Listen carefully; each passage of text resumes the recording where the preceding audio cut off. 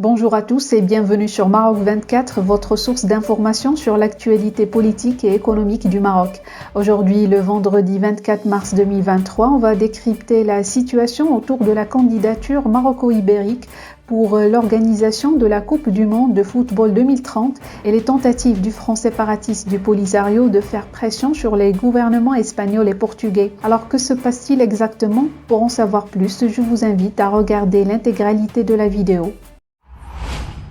Le groupe séparatiste du Polisario, soutenu par l'Algérie, intensifie ses efforts pour tenter de discréditer le Maroc et sa candidature conjointe avec l'Espagne et le Portugal pour l'organisation de la Coupe du Monde de football 2030.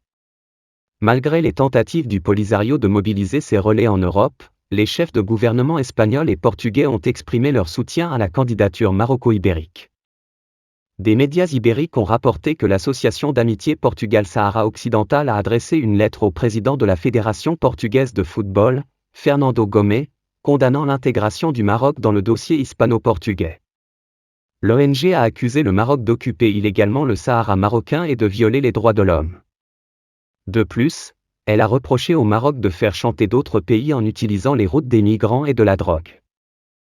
En Espagne, le mouvement de solidarité avec le peuple sahraoui a également exprimé son opposition à l'intégration du Maroc dans la candidature ibérique et a adressé une lettre au président de la Fédération espagnole de football, Luis Rubiales.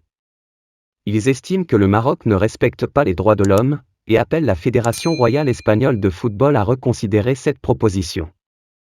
De son côté, le Premier ministre portugais António Costa a soutenu la candidature maroco-ibérique, affirmant qu'elle revêt un poids et un message très important pour le monde, en particulier pour l'Europe et l'Afrique. Le chef du gouvernement espagnol, Pedro Sánchez, a également salué l'annonce du roi Mohamed VI de rejoindre la candidature hispano-portugaise, la considérant comme un très bon message positif qui améliore les conditions pour aller de l'avant avec cette candidature. Malgré ces tentatives de déstabilisation, les gouvernements espagnols et portugais restent fermes dans leur soutien à la candidature maroco-ibérique pour l'organisation de la Coupe du Monde de football 2030. Le Maroc, en tant que partie intégrante de cette candidature, continue de défendre sa souveraineté sur son territoire, et de dénoncer les manœuvres de la milice du Polisario et de ses soutiens extérieurs. Pour rester informé, je vous invite à regarder les vidéos Maroc 24 qui s'affichent sur votre écran.